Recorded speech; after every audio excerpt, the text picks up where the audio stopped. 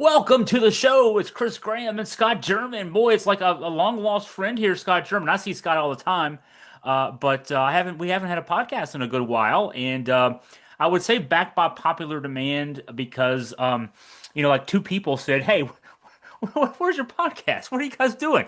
And so I just get Yeah, our waxed. West Coast audience. West Coast audience. I mean, there's people who walk up to us at where we're sitting now, Scott, on Media Row for basketball. For football, that there's hardly anybody can see you there, but for basketball, we're right on the end of the second row, and people come up and. I mean, almost like we need security now. There's so many people who come up and say nice things. They're very nice things, and also just want to know where the hell we are. So here we are. Man, usually that by this time of year, Scott, it's easy because it's middle of November. Football season has long been over from the standpoint of UVA football being competitive. We just focus on basketball. But we have been working overtime times a million with a football program that is, I can't believe I'm saying this out loud, 9-2, with a bye week, a basketball program that, looks like it's back on the upswing after an off year last year. We get a breathing space here. There's not a basketball game until Friday. The football team is off this weekend, so we can kind of relax a little bit. Where do you want to start? We got so much to get into here. Well, let me just throw these two things out at you. Let's start with basketball, football. Okay. And I'll say this because I'll just kind of throw out two teasers and we'll go with it. Okay. Okay. So starting with basketball, I had an opportunity to walk out very late from the from JPJ on Saturday. Got there early, walked out late, and had a chance to walk out with Coach Odom and had a little chat with him. And so here's where I want to go with that, and I'll toss out the football too, and we can kind of link them together. I asked Coach Odom what is surprising him most about the team after just a handful of home games um, this year so far, and he did not hesitate, and he said, "I am just so happy with how coachable these players are." Because when you throw a team together, he did not use the word throw a team together, but let's face it, that's basically what was done. When you throw a bunch of players together as quickly as UVA needed to do so last spring, you don't you can look at stats, you can look at the film, but you don't know the personalities. You don't know how well they're going to mesh together. You don't know how well they're veterans. They played for many other schools, other coaches. You don't know how well they're going to receive instructions. And that jumped out to me. It was so refreshing to him to see how coachable they were and how they soaked up the opportunity to learn something from different coaches. So I think we could go down that. And the other part, the football program, switching over to football, had an opportunity to talk to someone yesterday that I guess you could say is a pretty heavy hitter. I'm not going to mention any names as far as the money folks go. And he wanted to make sure that we wrote about that we knew how important this season was because we all know the money that was injected into the program and how important it was that we had this success because it has almost automatically opened up so many different other opportunities for people to contribute because they see now that it can translate almost immediately to a better product on the field. Yeah. And that had that money come through and we were still squandering along at 500, it would be kind of like a wasted effort this year. But the fact that we are on the doorstep of can you believe it, a college football playoff if things break right for us. My God, my goodness, those folks that donated all that money, they've got to see what we see is that there's pretty good return of investment there. So there's the two things that I think we can talk about. Yeah, the this program has 9 wins this year. They have a chance. I mean, a decent chance, let's just say. Two more wins would get you to 11. That'd be the amount of wins that Tony Elliott had combined in his first 3 years. I mean, our last podcast, Scott, was probably before the football season started. And we were, I mean, we always wear orange and blue colored glasses, and we were talking about 7-5 or 8-4.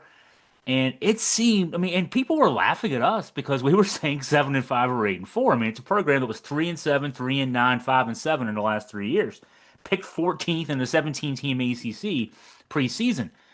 But we were looking at the improvements in the roster, the quarterback Chandler Morris, the running back Jabari Taylor. There was so much potential there, but potential's got to be realized. And we're saying, oh yeah, 7 or 8 wins, and one of those better be Virginia Tech.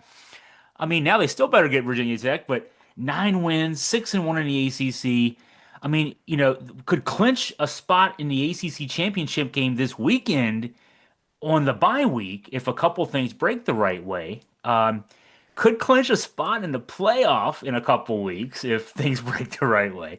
I mean, we were wearing the rose colored, the orange and blue rose colored glasses a few months ago, and getting laughed at. And we had no idea. We had no idea that a playoff was at all even that we would be talking about a playoff on the bye week in November. Oh, absolutely. Because I know even though we read, oh, it's an easy schedule, I don't buy anything into that because Yeah. I mean, we've had to play Carolina at Carolina. Everyone thought Carolina was going to be a top 20 team. We had Duke on the road. We had to go out to the West Coast. I mean, you have to win the games. I don't care what the preseason tells you about your schedule. And as far as the preseason predict, we know how the ACC media votes. It's Carolina dominated, and probably every one of those Carolina media members put us at last or next to last just because we're Virginia, right? Yeah. So you couldn't put any stock into that. But still, we talked about the good possibility of 7 or 8 wins, but you still have to do it. And this club has performed, and I have to tip the hat to Coach Elliott, and that he has taken the talent level. That it's certainly an upgrade in talent. We know that, but he's produced results with it. So And Tyler Jones. Let's give, nobody thinks about, and most people listening to this, or a few people listening might know the name Tyler Jones. He's the general manager for football. He was acting in that role without having the title this time last year. He and that staff there they put together a front office that is an NFL style front office. They assisted greatly in the recruiting back, December, January, February, and then after spring practice. Man, the combination there. This has been this is a really good roster. This is one of the better rosters I've seen. It's deserving of 9-2. This is a roster that reminds me of Georgia's rosters back in the 90s. there's depth. There's a lot of talent. A lot of the speed has definitely ramped it up considerably. You know, the team you see run out of the tunnel for the average pedestrian fan it may not look much different than what what we've seen run out of the locker room tunnel for the last 5 or 10 years. But this program could not be more different from one year to the next as it has been from this year to last year. Complete overhaul. Yeah. And I mean, offensively, offenses always get the attention. Of course, this past weekend, 500, I think it was 540 yards of offense, generated 34 points. They left a few points off the scoreboard with there was a fourth down failure on the edge of the red zone, and there was something else too that the interception that was thrown in plus territory. But 34 points, 500 plus yards offense. But the defense the last several weeks, like 6, 7 weeks. Another game under 300 yards for the opponents. They made Darian Minsa, I kept writing about this weekend, the $7 million Duke quarterback. They made him look like a replacement level player.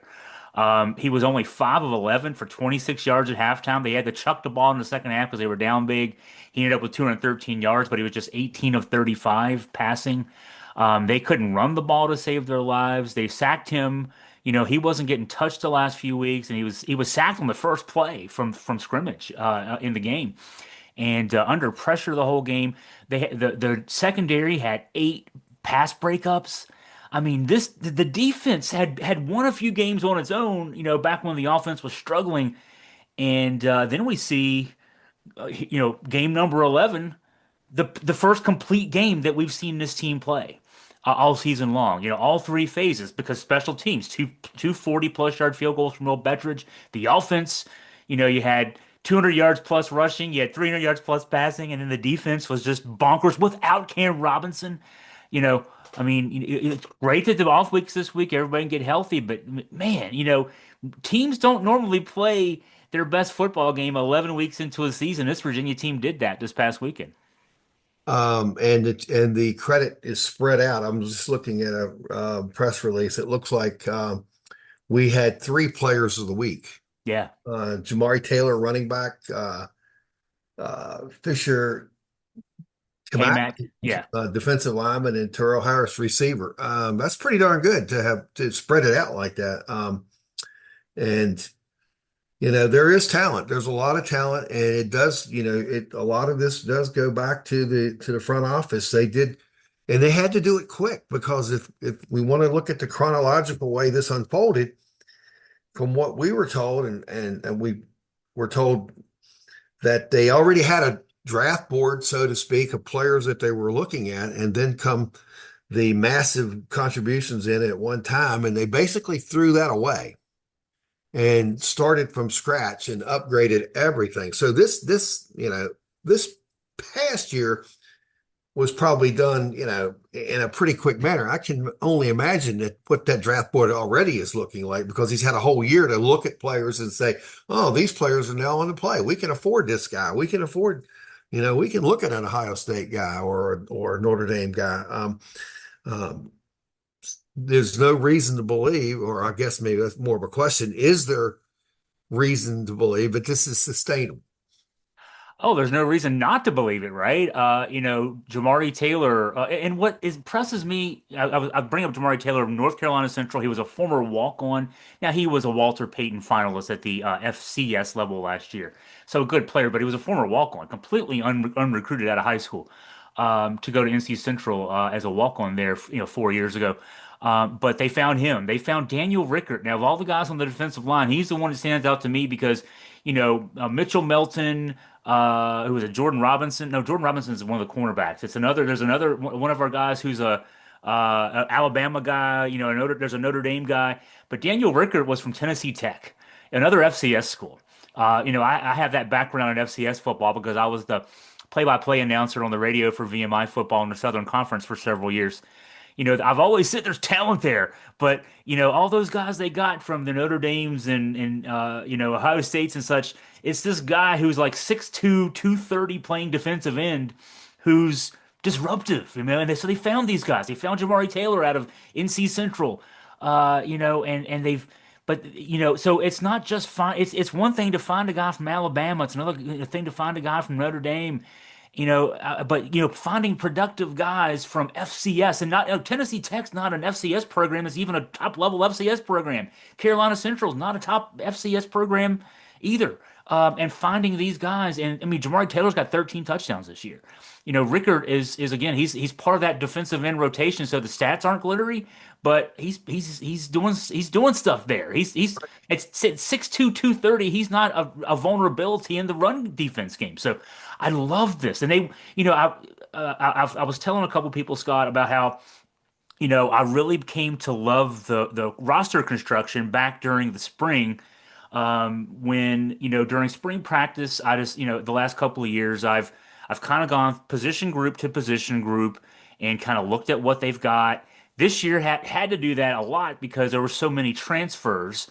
Because last year's group had the extra group of seniors because of the not only the COVID redshirt year but also the 2022 shootings redshirt year. So they had an extra big senior class last year. Right, A right. lot of turnover this year. And so I went position group, and like, oh man, there's a lot of talent here. But the one place they were missing, and it was a glaring omission, was secondary. So what did they do after spring practice? They went out and got that whole secondary. And it took a few weeks this season for that secondary to gel, but they had 8 pass breakups on Saturday against that $7 million Duke quarterback. This defense alone can carry this team to a playoff berth. That's how good the defense is, on top of getting an ACC. I think he's going to be a first team All ACC running back in Jamari Taylor. You've got Chandler Morris putting up the numbers he's putting up. Trell Harris had 8 catches on 9 targets, 161 yards in the game against Duke.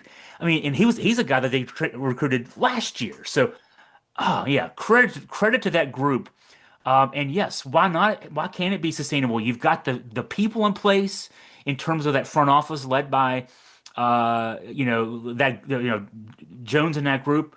You've got the coaching staff bought in, and you've got the money people bought in. So this is just the tip of the iceberg as far as I'm concerned.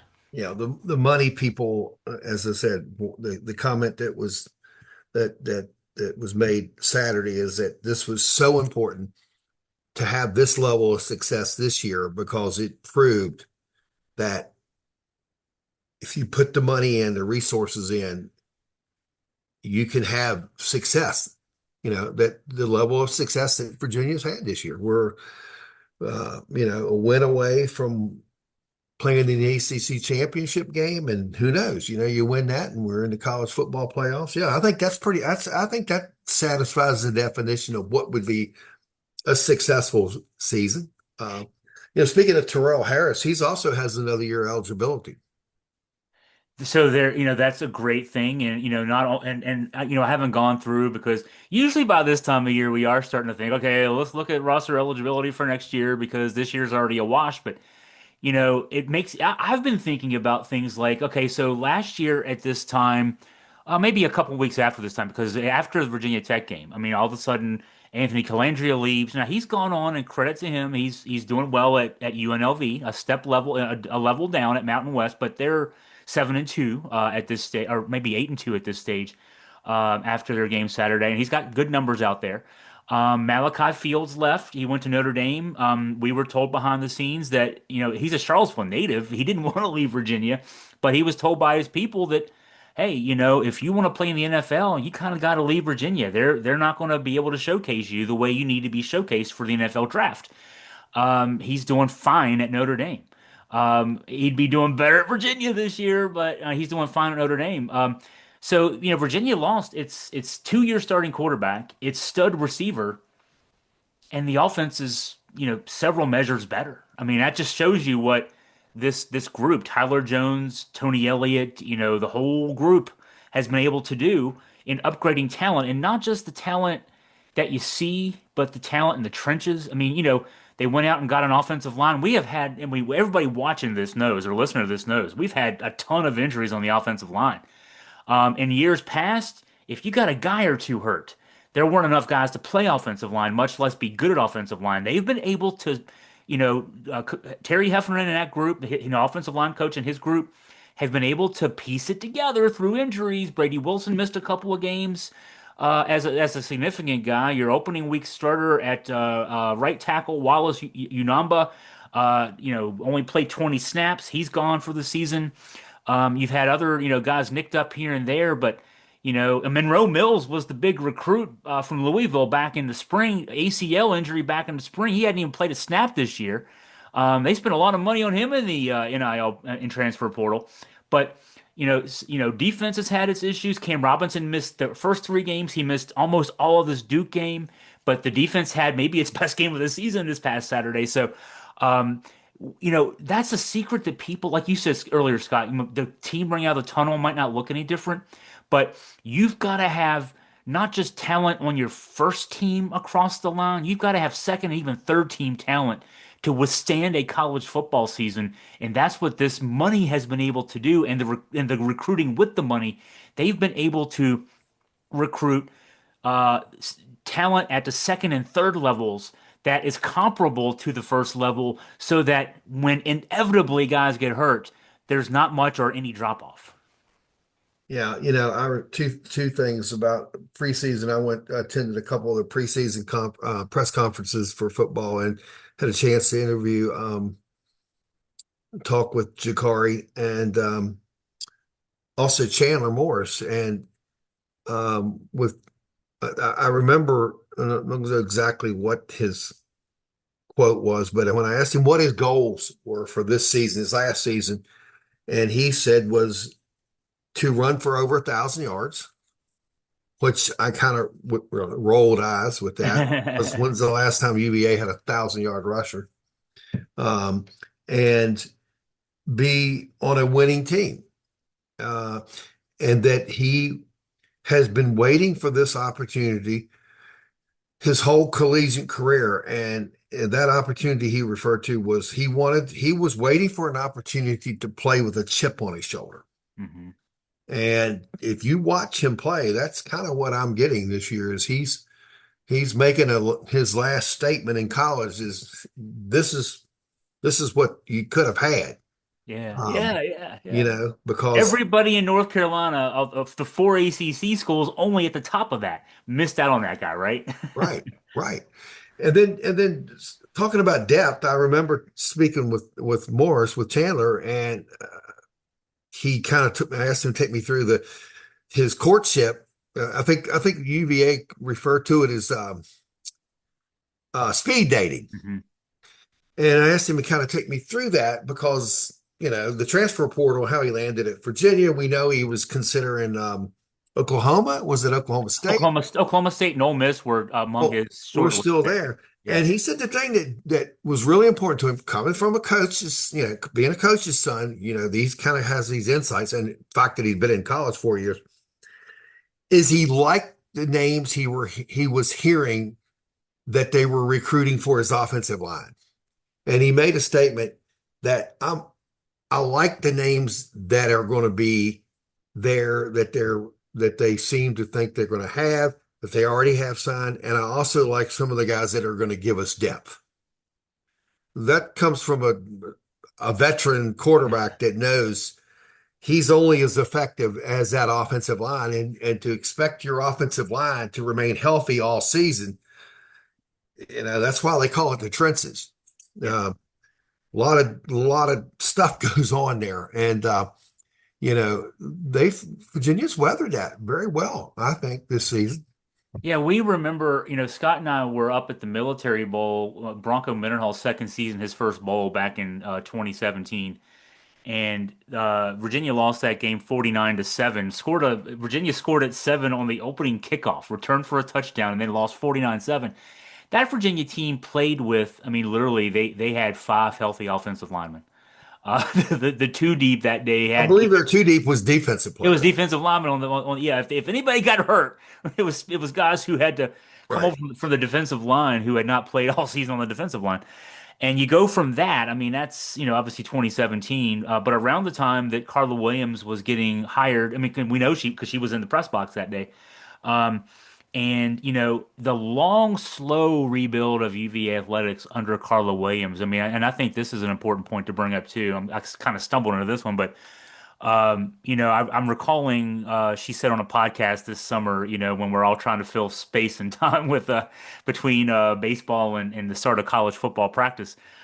She talked about how she took the job at UVA without having interviewed officially on grounds. Like she had, did a couple interviews. I think one was in New York, one was in Atlanta.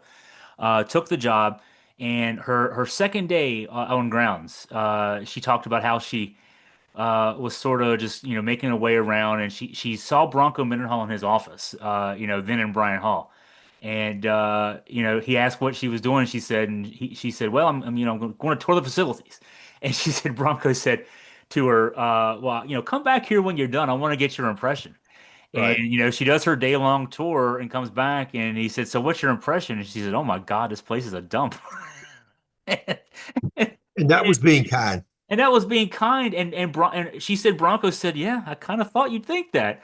And you go from that to, I mean, so I mean, I know fans, have been frustrated for years. What's going on? Why is it taking so long? Why weren't we investing money in NIL? There was a process, and the process included we gotta, do something with U-Haul. We tore it down to create space for now we've got the football practice field, the football practice facility, the Olympic sports facilities coming online. You had to have all those things in place. She talked about simple things like we didn't have nutritionists on staff for football. We didn't have Right. enough strength and conditioning people for football, what she was used to at Georgia, where she came from. And so slowly but surely did all those things, put the things in place. And then this year, now we're ready, going into the season. This time last year, we are ready now to spend money on NIL because we don't want to just spend money on NIL. We want to spend it the right way. Hey, 9-2, 6-1 in the ACC. No guarantees from here. they can still go out and lose the Virginia Tech game. They can win the Virginia Tech game. It doesn't seem likely that if they win the Virginia Tech game, they're not in Charlotte. It looks like every scenario has Virginia in Charlotte if they win that game. But even if they don't, if they're 10-2, hey man, they were 5-7 last year, lost 6 of their last 7 games. 11-23 the last 3 years. We haven't been to a bowl game since 2019. This program is on a trajectory, and the money and the smart thinking behind it is what's going to keep this program where it is now and going forward. Exactly. You talk about those dominoes, and that again leads up to the last domino that needed to fall. And that last domino that needed to fall was a big year this year. Yeah, yeah. We got the money, whatever you want to, whatever it was, whatever it ended up, $100 million, okay. But to have a 6-6 season, Yeah. that wouldn't have worked. And right now with 8-2, we should be, I mean, 9-2, we probably should have been 10-1 with you keep Chandler in that weight game. But that's, Or if you have Cam Robinson for NC State, either way. right, exactly. But 9-2 with everything to play for, with a game left in the season, and then possibly ACC championship. That last domino in my mind had, as far as UVA, as far as Carla Williams, that last domino has fallen the way they needed it to fall. Yeah, and there might be fans out there, during the part of the winning streak was some close wins. And some folks were remembering 2007 and how there were a string of close wins that year. What's I feel like is different with this team this year, and because they've won in blowout fashion and they've won in close fashion. Tony Elliott's talked about this. You have to learn how to win, and I remember Tony Bennett saying the same thing. You have to learn how to lose before you can learn how to win. And Tony Elliott saying the same kind of thing this year. The past 3 seasons, a lot of close losses, and when I say close losses, one score losses or games where one play determined it, and sometimes it was a play in the fourth quarter, sometimes a play in the third quarter, but one play determined the outcome of that game, and we just didn't make the play, and couldn't come back from a play, maybe in another way of saying it. And this year, when the play needed to be made, it was made by the Virginia guys in so many of those games, and even even the Wake loss, 9 days ago. Uh, you know, the backup quarterback, the freshman, in his first significant action, who did not play a great game most of the way, had 2 fumbles that led to points and that kind of thing. He drives the team to the 5 yard line in the last minute with, that's his first ever game, much less his first ever 2 minute potential game tying or game winning drive.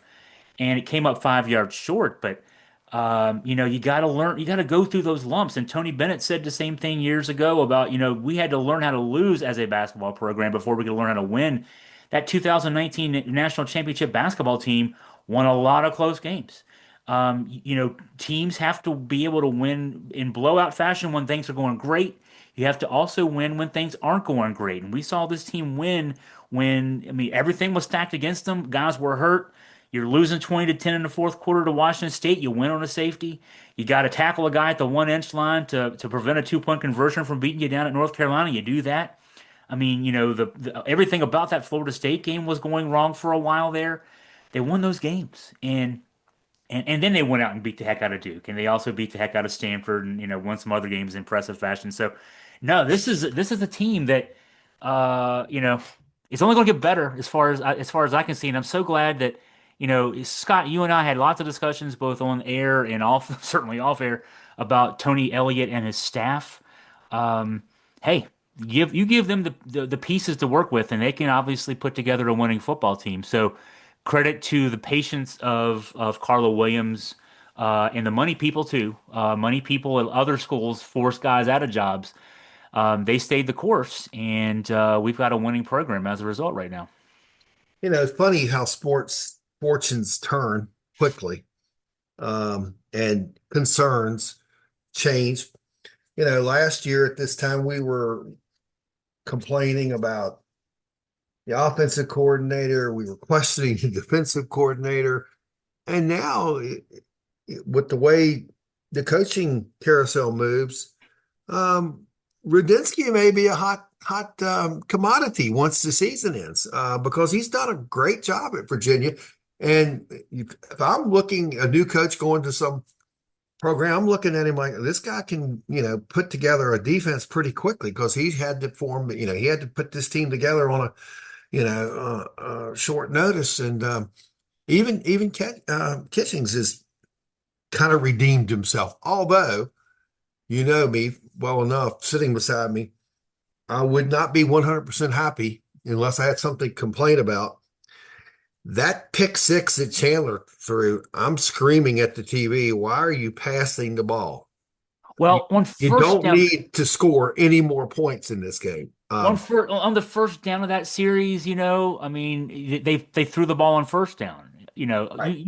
You run the ball 3 times, you kill 2 minutes of clock. Kill 2 more minutes. You don't need to score any. The defense If you don't get a has first down, you stifled just Duke the yeah, whole game. if you don't get a first down, you punt the ball, make You them punt it. drop 60 or 70 yards, instead of yeah, Defense that has given up 10 points in 3 quarters in what, 3 or 4 minutes? yeah, yeah. I was with you, but I was screaming 2 plays before on the. Why are you throwing the ball on first Yeah. down? We just need to run the ball on the line 3 times. Um, And on that pass, it did get pick six. If the ball's going to be picked off, if you're going to throw a pass, that's the kind of pass it usually is to return for a touchdown. well, a middle screen. Okay, if you're going to throw a screen, don't throw a middle screen where you have to lob the ball up in the middle of the field. Throw one to the sidelines at least. Anyway, um, there. So that was my rant, and that's it. That's really the only time I think that I disagree. I think he called a good game. I think Oh, I think he did a really good his job. offense had over 500 yards. It takes a lot of work to get to that, Well, I mean, especially. players have to execute, but you have to put them into position first to Yes. execute. Yeah.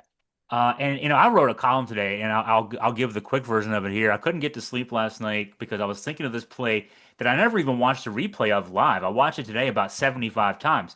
But there was a play. This is why Chandler Morris, as a sixth-year college quarterback, he's been playing since 2019, is or 2020, excuse me. He played a little bit at Oklahoma in the COVID year. There's a reason that there's a value to having a sixth-year quarterback. The play that Jamari Taylor broke off for the 78-yard touchdown run. When I was watching it live, I was thinking to myself, man, this play looks like it's set up to get it. I mean, it was 3rd and 2, 22-yard line. Virginia just got to stop at the when Duke had the ball 1st and goal, like at the 4-yard line, I think. They got to stop on 4th down. All right, momentum shift. Get the first down, knock a couple more minutes off the clock. You're up 24-3. You can do some stuff here. They had trips to the left, three receivers out there, a tight end in the slot. They also had Say Jennis at tight end on the end of the line. Nobody to the right. So it looked to me like, oh yeah, this is designed to make Duke think they're going left, but they're definitely going to go right here. He'll get 2 yards on this. Chandler Morris checks out of the play. It was originally going to be just a handoff. And, he hands the ball off. He probably gets 3 or 4 yards. First down, move the chains. But Morris sees, hey, but they put a guy in motion, and the motion revealed that they were in man. Hey, if they're in man, that means the secondary is not a help here because the secondary guys are going to be running back with the receivers. They're not going to be peeking into the backfield. There was a single safety. So if Morris did what he did, which was he checked into an option play. Now, this is Chandler Morris, who last week got knocked out of the game with concussion. We didn't know until game time he was going to play. He got a bum left shoulder, but he's checking into an option play, which means I'm going to take a hit from the defensive end so I can pitch the ball to Jamari Taylor. And the defensive end is the only guy over there. If Jamari Taylor gets by the defensive end, he's got a lot of room in front of him. That's exactly what he did. Right. And nothing against Daniel Kalen, but Daniel Kalen, a freshman, is not going to see that play that way. A sixth-year guy who played at Oklahoma, who played at TCU, who played at North Texas, is going to see that play develop. That's that's why that play was made. And the 78-yard touchdown, Jamari Taylor gets the credit for it. But man, Chandler Morris had a lot to do with that. You just wonder how much a value that's going to be for the backup next year when presumably we don't know what the transfer portal will bring in, but we do know the plan was to have him back up to pay him very well Yeah. to come here to hold a clipboard and learn how much of what value is that going to be next year when all of a sudden he comes into a game and it's not the game isn't 1,000 miles an hour. Yeah. And that's what people missed last week, the game with Wake Forest. Yeah, he's getting $1 million. We've been told to be the backup this year because he was a four-star recruit. He was until Nebraska got a five-star recruit to be their quarterback. He was the linchpin of that recruiting class a couple years ago at Nebraska. He's a guy. He's going to be a good college quarterback, but he's a freshman. His significant action this year was in blowouts at the end of William and Mary, at the end of Stanford. He's not seen game, important game action. And all of a sudden he's out there in the second quarter after the starting quarterback gets knocked out in a game that was a tough game. I mean, Wake was punching us. And yeah, the game is going 1,000 miles an hour. And you can't replicate that on a practice field. Um, if nothing else, and that, nothing against the kid. Let's hope we don't see him, and we see Chandler Morris play 4 or 5 more games this year, and we don't see Kalen until next year. But if nothing else, that accelerates his development because he got that taste. He saw that the game was fast, um, and he's in on the headset. He's hearing what Kitchings is calling. He's hearing what Taylor Lamb, the quarterbacks coach, is saying to Morris on the headset. Um, and that's going to aid his development. And he's been in those meetings with a guy who is 25 years old, older than some NFL quarterbacks, who's put up good numbers in the form of Chandler Morris. That's only going to help that kid, and this is the only glimpse I'll give to the future. But they got to go out and recruit another quarterback off the portal just for depth. But it's unless they, I can't imagine they'll do they can do even better. But if they can, that's great. But it's got to be Kalen's job to lose at this point. But they also have to go out and get some depth there. You can't just rely on a couple of three stars who are now the third and fourth string guys to compete with him next year. You got, and plus we got the money, so we got to go out and get we got to go and get another guy to at least compete next year. Yeah, it's going to be interesting to see the thinking behind who they go get. Yeah. I can't imagine with the backup now next year he'll have 2 more years. He'll have 3 years, right? Counting next year. Kalen will have 3 years left. Kalen will have three.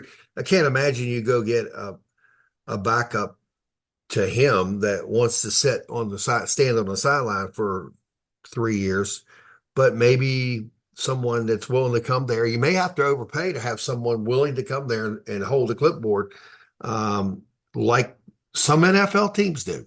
Yeah. Some NFL teams have some really good backups. I mean, the Ravens have Todd Huntley. They're paying him really good money to be a backup, and he came in and won a game for him when Lamar was hurt. Well, and look at the Falcons. The Falcons just lost Michael Penix Jr. again. He's on the injured reserve now. They were paying a lot of money to Kirk Cousins. There were a lot of teams out there saying, "Hey, Kirk Cousins, we'll take Cousins off your hands." For he's getting paid a lot of money, but the Falcons said, "Nah, we'll keep." I mean, in this day and age, I mean, we saw it this year with Chandler Morris. He got hurt in the first game.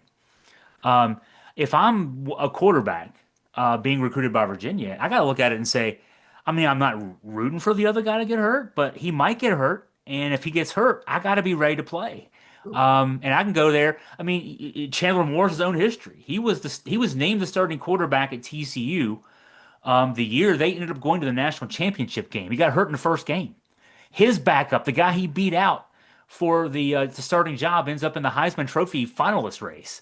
Um, he beat that guy out in fall camp. So it's that close sometimes. You never know what's going to happen. So yeah, we got to find a guy that's at least as good as Daniel Kalen, if not better, to compete. And hey, we got the money and a track record now, Scott. Can you believe it? We got a track record in football now.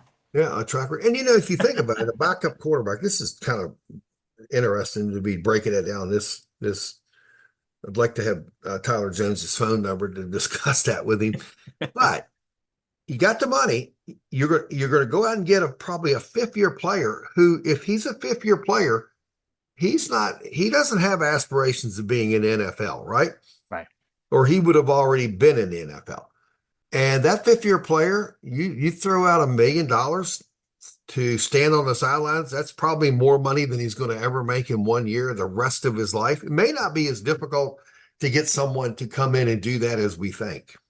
Find a guy that has kind of like Chandler Morris is having right now success at a place like North Texas. Right. That says, "Hey, just give me a shot. Just let me come in the spring and do the best I can. And if I don't get the job, I'll hold the clipboard. I'll be ready in case Kalen gets hurt. I'll prepare every week like I'm the starter. And you pay me $1 million. That's if that's the worst thing I get is the $1 million and I never get a meaningful snap. Hey man, I tried, you know? Well, Chris, that's what a backup quarterback's role in the NFL is for. That's right. That's right. They're not, they're taking, some of these guys are making really good money, and they're being paid that in hopes that they never have to come in and play it down. Tyrod Taylor's made millions of Millions, dollars as a millions. career backup who comes in and he's going to start for the Jets again next week, right? Right. But Russell Wilson the last few years has kind of bounced around this way. Yeah, every team needs. I mean, you can't have one quarterback. I'll tell you this, Scott. I don't know how many emails you get of this nature, but it seems like all the nervous worry warts among the UVA fan base just know my email and feel My free to hands raised. wait, not Yep. you, but God, I get so and people say we only have two quarterbacks. And I tell every one of them, nobody has more than two. Nobody does. You're lucky to have two. That Right. that you can count on because after Morris got hurt in the weight game, who's our third string quarterback? And I said every other program in the country has this problem. Even Ohio State's like, who's our third string quarterback? I mean, there's a reason he's the third string Yeah. quarterback. If you're a fan of a particular team, fan of the Cavaliers, fan of the Buckeyes, Ohio State, fan of Clemson, you don't want to know the third string quarter. I challenge any of the listeners to name our third string quarterback, and don't feel bad about not being able to name him, because that's a good thing. Hey, Scott, we watched him warm up in the weight game because after Morris got hurt, then Kalen got sacked on that one play in the second quarter and his knee tweaked a little bit. And he kind of hobbled off the field and we're like, oh, great. Now who's the third string? And it was number 16, one of the two freshmen, was standing over throwing the ball real fast.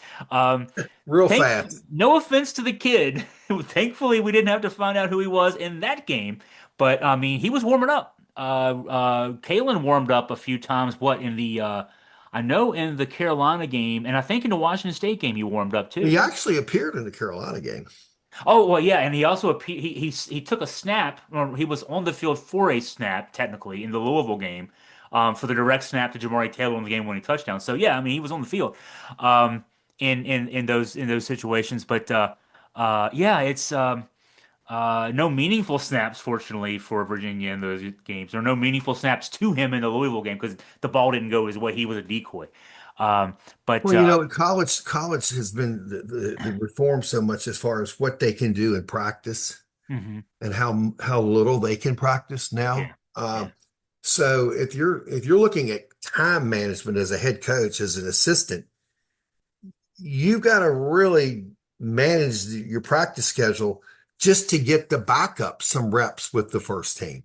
yeah. So I would say the opportunity to get the third string any reps with the first team is none, is just Your non-existent. your third and fourth strings are running your scout team. Right. And they're happy to be doing that because they at least get to play football and show the coaches what they can do running the other team's offense every week. Maybe you find out by accident through that process, hey, this kid's good at this play or this set or whatever the case may be, and you use that next year or 2 years down the road when it's his time to finally shine. But no, that's the situation there, and it's a I love the fact that we're talking about, whether we have this $1 million quarterback taking snaps or this other $1 million quarterback taking snaps instead of, again, no offense to the guys from before, but a guy who's now playing in a group of five school who was competing with a guy who was an FCS quarterback. That was our situation last year. And then the kid who's at UNLV now, again, God love him. He took snaps for 2 years at UVA, but he got his butt hurt over being passed over as a starting quarterback because he had a couple of really bad games in November, and the coaching staff said, you know what, the fifth year senior is probably our better option here against Virginia Tech, and Calandria took his ball and went home. Well, So and I've had an opportunity to watch some late night football, and that's generally when you watch UNLV play. I watched their game Saturday. He is performing well at that level, and they actually played Bronco. They yeah, they actually did this played weekend. Utah Yeah, State. Yeah. The poor Utah State kicker had two field goal chances to win the game, missed them both. Hmm. Game went into overtime, and UNLV won in overtime. But Calandria played well at that level. But if you watch, I watched most of that game. UNLV and Utah State would be down at the bottom of the ACC. It might not be Boston College level, but the way Boston College played Saturday, it probably would be. But they would be in the 13 to 17 range. The level of play is just not that good. But give Calandria credit; he has performed well at that level. Yeah, he has, and but we're at a different level this year, fortunately, because of what the staff has been able to bring in, and it's I almost feel like even though we were understating how good this team would be, we were among the very few, and we were getting laughed at. I got laughed at in the press box, Scott. You will remember, you might not remember. You were sitting at the table with us.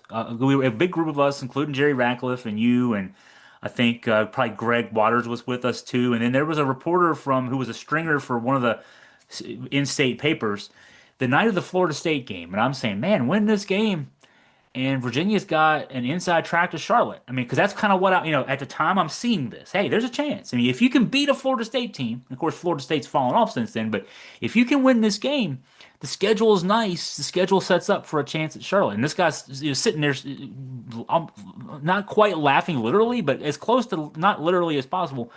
Hey, man, you better slow your roll.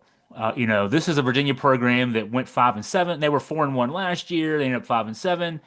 And my argument back was, this is not that team, Tell me to slow my roll now, man. Yeah, I've noticed he's been conspicuous by his he's there, but he's laying pretty low lately. Yeah, and that wasn't like us, I mean, yeah, things had to go right, but You didn't proclaim that this was a national championship team. no, You because just proclaimed it. You just stated this: if things fall right, this team could find their way to Charlotte. And I'm getting my sense here, Scott, that at 3:54 as we're recording, we started right about 3 o'clock. We will probably have to do a basketball podcast separate from this. We teased at the beginning that we'll do basketball, but I don't. That's a whole nother hour discussion. Now, let's save that for later in the week. But I'll come back to this as we're getting ready to wind down the last few minutes here of an hour, to say that at 4-1 at that point. No, what was I getting ready to say? Yeah, the nobody, you said this earlier about the ACC this year. Virginia was in the ACC championship game in 2019. And that was a year, I mean, that team played way above its head. Bryce Perkins had some bonkers numbers, but it felt like, that team didn't have anywhere near the depth this one does. They were always a injury away from being a 9-win team to being a 6 or 7 win team.